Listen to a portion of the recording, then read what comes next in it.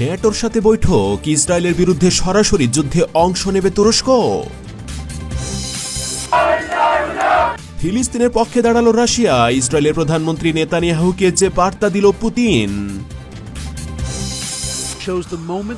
ঘুরতে গিয়ে লাশ হলেন প্রায় সবাই, নির্মম দুর্ঘটনা দেখল দক্ষিণ কোরিয়া। সিরিয়ায় গণবিধ্বংসী নিষিদ্ধ বোমা মারল ইসরায়েল, পরমাণু ব্যবহারের আশঙ্কা বিশ্বজুড়ে তোলপাড়। আসসালামু আলাইকুম, দেখছিলেন বিএসি ওয়ার্ল্ড নিউজ হেডলাইন। ন্যাটোর সাথে বৈঠক, ইসরায়েলের বিরুদ্ধে সরাসরি যুদ্ধে অংশ নেবে তুরস্ক। মধ্যপ্রাচ্যের উত্তেজনা যেন আর থামছে না। এবার এই উত্তেজনার কেন্দ্রবিন্দুতে রয়েছে দুই শক্তিশালী দেশ তুরস্ক ও ইসরায়েল। গাজা উপত্যকায় ইসরায়েলের লাগাতার আক্রমণ ও সাধারণ মানুষের ওপর নিষ্ঠুর বর্বরতার প্রতিবাদে সরব হয়েছে তুরস্ক। কিন্তু এবার তুরস্কের অবস্থান শুধু নিন্দায় সীমাবদ্ধ থাকেনি। সরাসরি যুদ্ধের হুমকি দিয়ে বসেছেন তুরস্কের president Recep Tayyip Erdogan. Erdogan সম্প্রতি বলেছেন, গাজায় ইসরায়েলের এই অমানবিক আক্রমণ বন্ধ না হলে আমরা সরাসরি ইসরায়েলের মাটিতে সেনা অভিযান চালাব। লিবিয়া ও কারাবাখে যেমন পদক্ষেপ নিয়েছি, ইসরায়েলের ক্ষেত্রেও প্রয়োজনে তাই করব। তার এই বক্তব্য মধ্যপ্রাচ্যের রাজনীতিতে নতুন আলোড়ন সৃষ্টি করেছে। একদিকে গাজার মানুষের জন্য ন্যায়ের দাবি, অন্যদিকে ইসরায়েলের বিরুদ্ধে শক্ত অবস্থানের বার্তা। তুরস্ক যেন পুরো মুসলিম বিশ্বের প্রতিনিধি হয়ে উঠেছে। তুরস্ক ইতিমধ্যে তাদের সামরিক বাজেট বাড়িয়েছে প্রায় 150%।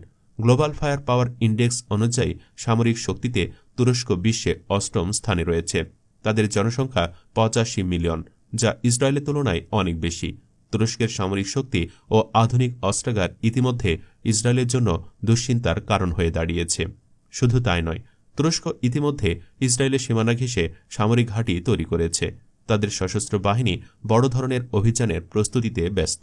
অন্যদিকে ইসরায়েলের অবস্থান গ্লোবাল ফায়ার পাওয়ার ইন্ডেক্সে 17তম, তুরস্কের থেকে 11 ধাপ পিছিয়ে। তুরস্ক ন্যাটো জোটের সদস্য হওয়ায় ইসরায়েলের কাছে এটি আরও বড় সমস্যা। এরদোগানের সামরিক হুঁশিয়ারির পর ইসরায়েল, যুক্তরাষ্ট্র এবং ইউরোপীয় দেশগুলোর ওপর চাপ সৃষ্টি করছে তুরস্ককে ন্যাটো থেকে বের করে দেওয়ার জন্য। কিন্তু তুরস্কের এই অবস্থান শুধু সামরিক নয়, এটি মুসলিম বিশ্বের পক্ষ থেকে একটি আদর্শগত বার্তা হিসেবেও বিবেচিত হচ্ছে। বিশেষজ্ঞরা বলছেন, তুরস্ক যদি সরাসরি ইসরায়েলের বিরুদ্ধে অভিযান শুরু করে, তবে ন্যাটোর ছত্রছায়া থেকে ইসরায়েল সুরক্ষা পাবে না। তুরস্ক তার সামরিক শক্তি দিয়ে ইসরায়েলের ওপর চাপ তৈরি করতে সক্ষম। আর যদি তুরস্ক ন্যাটোতে থেকেই এই পদক্ষেপ নেয়, তবে ইসরায়েলকে রক্ষায় যুক্তরাষ্ট্র এবং অন্যান্য ইউরোপীয় দেশগুলোকে বড় ধরনের চ্যালেঞ্জের মুখে পড়তে হবে। ইসরায়েলের প্রধানমন্ত্রী বেঞ্জামিন নেতানিয়াহু ইতিমধ্যে তুরস্কের এই সামরিক প্রস্তুতি নিয়ে উদ্বিগ্ন। ইসরায়েলের সহযোগিতায় থাকা যুক্তরাষ্ট্র এবং ইউরোপীয় দেশগুলো তুরস্কের বিরুদ্ধে পরিকল্পনা করতে শুরু করেছে। কিন্তু তুরস্কের শক্ত অবস্থান ইসরায়েলের জন্য বড় ধরনের হুমকি তৈরি করেছে। মধ্যপ্রাচ্যের এই টানটান উত্তেজনার পরিস্থিতি কোথায় গিয়ে ঠেকবে তা নিয়ে এখনই নিশ্চিত করে কিছু বলা যাচ্ছে না। তবে একদিকে তুরস্কের সাহসী অবস্থান এবং অন্যদিকে ইসরায়েলের সামরিক আগ্রাসন, দুটোই পুরো অঞ্চলের স্থিতিশীলতার জন্য বড় ধরনের চ্যালেঞ্জ হয়ে উঠেছে। প্রিয় দর্শক, আপনাদের মতামত কি? মধ্যপ্রাচ্যের এই উত্তেজনাপূর্ণ পরিস্থিতিতে তুরস্ক কি ইসরায়েলের বিরুদ্ধে চূড়ান্ত পদক্ষেপ নেবে, নাকি এটি কেবল রাজনৈতিক চাপ তৈরির একটি কৌশল? কমেন্টে জানান আপনাদের মূল্যবান মতামত। ফিলিস্তিনের পক্ষে দাঁড়ালো রাশিয়া, ইসরায়েলের প্রধানমন্ত্রী নেতানিয়াহুকে যে বার্তা দিল পুতিন। 14 মাসেরও বেশি সময় ধরে গাজার আকাশে, মাটিতে আর সমুদ্রপথে ইসরায়েলের হামলা অব্যাহত রয়েছে। বোমার আঘাতে ছিন্ন ভিন্ন গাজা আজ মানবিক বিপর্যয়ের এক অন্ধকার গহ্বরে। পানি, খাবার, বিদ্যুৎসহ মৌলিক সরবরাহ বন্ধ করে দিয়েছে দখলদার ইসরায়েলি বাহিনী। তবু এই সময়েও গাজার পুরো নিয়ন্ত্রণ নিতে পারেনি তারা। বিপরীতে এক অস্থির পরিস্থিতিতে দিন কাটছে গাজার নিরপরাধ বাসিন্দাদের। আগামী ফেব্রুয়ারিতে মার্কিন প্রেসিডেন্ট হিসেবে ডোনাল্ড ট্রাম্পের শপথের সম্ভাবনার মধ্যেই বাড়ছে মধ্যপ্রাচ্যের উত্তেজনা। বিশেষজ্ঞরা বলছেন, আমেরিকার ক্ষমতার পালাবদল আসন্ন ইসরায়েলি হামলা থামানোর বদলে উল্টো বাড়ি দিতে পারে। এমন পরিস্থিতিতে রাশিয়ার প্রেসিডেন্ট ভ্লাদিমির পুতিন আরব নেতাদের সঙ্গে পাশাপাশি ইসরায়েলের প্রধানমন্ত্রী বেঞ্জামিন নেতানিয়াহুর সঙ্গেও সরাসরি কথা বলেছেন। পুতিনের বক্তব্য স্পষ্ট, গাজার মানবিক বিপর্যয় এবং ইসরায়েলের অজানা লক্ষ্য নিন্দার যোগ্য। এ সময় সংঘাত আঞ্চলিক যুদ্ধে রূপ নিতে পারে বলে নেতানিয়াহুকে সতর্ক করে দিয়েছেন তিনি। গাজার উত্তরাঞ্চল থেকে ইতোমধ্যে 10 লাখেরও বেশি মানুষ বাস্তুচ্যুত। একদিকে হামাস ও ইসরায়েলি বাহিনীর সংঘাত, অন্যদিকে খাবার ও পানির জন্য হাহাকার, সব মিলে বিপর্যস্ত এখানকার জনজীবন। ইসরায়েলের সেনাবাহিনী ঘোষণা দিয়েছে হামাসকে ধ্বংস করা এবং ফিলিস্তিনিদের কর্মক্ষমতা এমনভাবে চূর্ণ করা হবে যেন তারা ভবিষ্যতে কখনোই ইসরায়েলকে ক্ষতি করার চিন্তা করতে না পারে। কাতার ও মিশর সহ আরব বিশ্বের শীর্ষ নেতাদের সঙ্গে গাজা সংকট নিয়ে কথা বলেছেন পুতিন। তার মতে এই সংঘাতের মূল কারণ ফিলিস্তিনিদের জন্য ন্যায্য বিচার নিশ্চিত করতে না পারা। পুতিনের সঙ্গে একমত চীনও। হামাসের পলিট ব্যুরোর সদস্য নাইম বলেছেন, ইসরায়েলের নৃশংসতার বিরুদ্ধে বারবার অবস্থান নিয়ে পুতিন ফিলিস্তিনিদের সমর্থনের ধারাবাহিকতা প্রমাণ করেছেন। তার সাম্প্রতিক বক্তব্য আমাদের নতুন প্রেরণা দিয়েছে। রাশিয়ার দীর্ঘদিনের অবস্থান ফিলিস্তিনের ন্যায্য অধিকারের পক্ষে। গাজা উপত্যকার পরিস্থিতি স্বাভাবিক করতে কার্যকর পদক্ষেপ নেওয়ার আশ্বাস দিয়েছেন পুতিন। তবে একই সঙ্গে তিনি সতর্ক করেছেন, যদি ইসরায়েলের আগ্রাসন থামানো না হয় তাহলে এই সংকট পুরো অঞ্চলের জন্য আরও ভয়াবহ পরিণতি ডেকে আনবে। গাজার এই মানবিক সংকটের দ্রুত সমাধান কতটা সম্ভব তা নিয়ে প্রশ্ন থেকেই যায়। তবে আন্তর্জাতিক কূটনৈতিক মহলে পুতিনের ভূমিকা এবং তার দেওয়া বার্তা নতুন উত্তেজনার জন্ম দিয়েছে। বিশ্ববাসীর চোখ এখন ট্রাম্পের ক্ষমতা গ্রহণ এবং মধ্যপ্রাচ্যের উত্তপ্ত পরিস্থিতির দিকে। প্রিয় দর্শক, হামাসের পাশে পুতিনের এই খোলাখুলি অবস্থান কি গাজার নিরীহ মানুষের ভাগ্য বদলাতে পারে? রাশিয়ার এমন সমর্থনকে আপনারা কিভাবে দেখছেন? আপনার মতে পুতিন কি মুসলিম বিশ্বের প্রকৃত বন্ধু, নাকি এটি শুধু একটি কৌশলগত পদক্ষেপ? কমেন্টে আপনার মূল্যবান মতামত জানান এবং শেয়ার করে এই গুরুত্বপূর্ণ আলোচনাকে ছড়িয়ে দিন সবার সঙ্গে।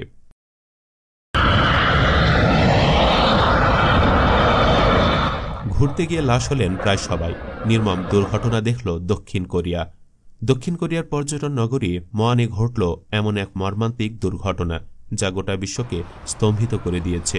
অভ্যন্তরীণ একটি ফ্লাইট অবতরণের সময় রানওয়ে থেকে ছিটকে পড়ে ভয়াবহ আগুনে জ্বলে ওঠে। জেজু এয়ারলাইন্সের বোয়িং জেটটিতে ছিল 181 জন আরোহী। এখন পর্যন্ত উদ্ধার করা হয়েছে 177 জনের মরদেহ। বাকি 4 জন যাত্রীর সন্ধান চলছে তীব্র উদ্ধার অভিযান। এই ঘটনায় 5 জন শিশুর প্রাণহানির খবর নিশ্চিত করেছে স্থানীয় কর্তৃপক্ষ। প্রাথমিক তদন্তে জানা গেছে, অবতরণ গিয়ারের মারাত্মক ত্রুটি এই ভয়াবহ দুর্ঘটনার সম্ভাব্য কারণ। বিমানটি রানওয়ে স্পর্শ করার সঙ্গে সঙ্গে গতি হারিয়ে ছিটকে পড়ে এবং মুহূর্তের মধ্যে আগুনে জ্বলে ওঠে। ভয়াবহ এই আগুনে ছিটকে পড়ে রানওয়ের ওপর ছড়িয়ে পড়েন যাত্রীরা। বেঁচে ফিরেছেন মাত্র 2 জন, দুজনই কেবিন ক্রু। যদিও তাদের আঘাত গুরুতর নয়, তারা হাসপাতালে চিকিৎসাধীন। রাত পেরিয়ে সকাল, এখনও চলছে উদ্ধার অভিযান। স্থানীয় দমকল এবং উদ্ধারকর্মীরা যৌথভাবে খুঁজে চলেছেন জীবনের চিহ্ন। নিহতদের পরিচয় শনাক্তে কাজ করছেন বিশেষজ্ঞ দল। পরিস্থিতি দেখলে বোঝা যায়, এই দুর্ঘটনা শুধু দক্ষিণ কোরিয়ার নয়, গোটা বিশ্বের হৃদয় কাঁপিয়ে দিয়েছে। আন্তর্জাতিক পর্যায়ে শোক জানানো হয়েছে। তদন্তেও সহায়তার প্রস্তাব দিয়েছে বিভিন্ন দেশ। এবারের ঘটনা নিয়ে প্রশ্ন উঠছে বিমানবন্দরের নিরাপত্তা ব্যবস্থা এবং জেজু এয়ারলাইনের বিমানের রক্ষণাবেক্ষণ নিয়ে। তদন্তকারীরা বলছেন, অবতরণ গিয়ারে ত্রুটি ছিল পুরনো সমস্যা, যা একাধিকবার রিপোর্ট করা হলেও কার্যকর কোনো পদক্ষেপ নেওয়া হয়নি। এই দুর্ঘটনা আমাদের আবারও মনে করিয়ে দিচ্ছে, আকাশপথে নিরাপত্তার প্রতি সামান্য অবহেলাও কতটা মর্মান্তিক হতে পারে। সিরিয়ায় গণবিধ্বংসী নিষিদ্ধ বোমা মারল ইসরায়েল। পশ্চিম এশিয়ায় যুদ্ধের উত্তাপের মধ্যে প্রশ্ন উঠছে, ইসরায়েল কি সিরিয়ার মাটিতে পরমাণু অস্ত্র প্রয়োগ করেছে? 16 ডিসেম্বর সিরিয়ার বন্দর শহর তার্তাসে ভয়াবহ বিমান হামলা চালায় ইসরায়েল ডিফেন্স ফোর্স। বিস্ফোরণের তীব্রতা এতটাই ভয়ঙ্কর ছিল যে কেঁপে ওঠে পুরো এলাকা। এমনকি 840 কিলোমিটার দূরে তুরস্কেও কম্পন অনুভূত হয়। পশ্চিমা সংবাদ মাধ্যমের একাংশ দাবি করেছে, ইসরায়েল আমেরিকার তৈরি B-61 থার্মোনিউক্লিয়ার বোমা ব্যবহার করেছে। এটি এমন এক কৌশলগত আণবিক বোমা যা পুরো একটি এলাকা ধ্বংস করতে সক্ষম। ধারণা করা হচ্ছে, লকহিড মার্টিনের তৈরি F-35 স্টিলথ জেট থেকে এই বোমা নিক্ষেপ করা হয়েছে। তবে বিস্ফোরণের মাত্রা এবং এর পরবর্তী প্রভাব নিয়ে এখনও স্পষ্ট কোনো প্রমাণ পাওয়া যায়নি। প্রাথমিক রিপোর্ট অনুযায়ী বিস্ফোরণের পর রিক্টার স্কেলে কম্পনের মাত্রা ছিল 3। তুরস্কের ইজনিক শহর পর্যন্ত বাতাসের পরিবর্তন এবং ভূমিকম্পের প্রভাব দেখা দেয়। ফলে এই তত্ত্ব উঠে আসে যে এটি পরমাণু হামলার ফলাফল। তবে রাশিয়া ও মস্কোর বিশ্লেষকরা এ তত্ত্ব মানতে নারাজ। তাদের মতে তার্তাসে ছিল একটি বিশাল অস্ত্রাগার, যেখানে স্কাড ক্ষেপণাস্ত্র সহ অন্যান্য শক্তিশালী গোলাবারুদ মজুদ ছিল। আইডিএফের হামলায় এই গুদাম উড়ে যাওয়ায় ভূকম্পন এবং তীব্র বিস্ফোরণ ঘটেছে। B-61 হল আমেরিকার তৈরি একটি কৌশলগত পরমাণু বোমা, যা 1963 সালে ঠান্ডা যুদ্ধের সময় তৈরি হয়েছিল। এটি 141 ইঞ্চি লম্বা এবং 715 পাউন্ড ওজনের। এর বিকিরণ ক্ষমতা কম হলেও যথেষ্ট ধ্বংসাত্মক। তবে এখনও পর্যন্ত কোনো যুদ্ধক্ষেত্রে এই বোমা ব্যবহার হয়নি। ইসরায়েলে পরমাণু অস্ত্র রয়েছে বলে দীর্ঘদিন ধরে আন্তর্জাতিক মহলে জল্পনা রয়েছে। তবে এ বিষয়ে ইসরায়েল কখনো কোনো মন্তব্য করেনি। তাত্তাসের ঘটনায় যদি সত্যি পরমাণু অস্ত্র ব্যবহার করা হয়ে থাকে, তবে এটি শুধু সিরিয়া নয়, পুরো অঞ্চলের জন্য বিপর্যয় ডেকে আনবে। যদি ইসরায়েল পরমাণু অস্ত্র পরীক্ষা চালিয়ে থাকে, তাহলে এটি পশ্চিম এশিয়ায় নতুন সংকট সৃষ্টি করবে। বিশেষজ্ঞরা বলছেন, তেজস্ক্রিয়তার কোনো স্পষ্ট প্রমাণ না পাওয়া পর্যন্ত বিষয়টি নিশ্চিত করা কঠিন। তবে এটি সত্যি হলে পরমাণু অস্ত্র ব্যবহারের আন্তর্জাতিক মানদণ্ড ভেঙে পড়বে। পরমাণু অস্ত্রের এই তত্ত্ব কি শুধুই একটি সামরিক ষড়যন্ত্র, নাকি সত্যি ইসরায়েল একটি আণবিক পরীক্ষা চালিয়েছে? প্রশ্ন রয়ে গেল। তবে এর প্রভাব যে গোটা বিশ্বের জন্য ভয়াবহ হতে পারে, তা বলাই বাহুল্য। তো প্রিয় দর্শক, আপনার কি মনে হয়, সত্যি ইসরায়েল পরমাণু অস্ত্র ব্যবহার করেছে? আপনি কি মনে করেন? এ ধরনের হামলা বিশ্বের জন্য আরও বড় বিপর্যয় ডেকে আনবে, নাকি আবারও যুক্তরাষ্ট্রের সাহায্যে বেঁচে যাবে দখলদার ইসরায়েল? কমেন্টে আপনার মূল্যবান মতামত জানান।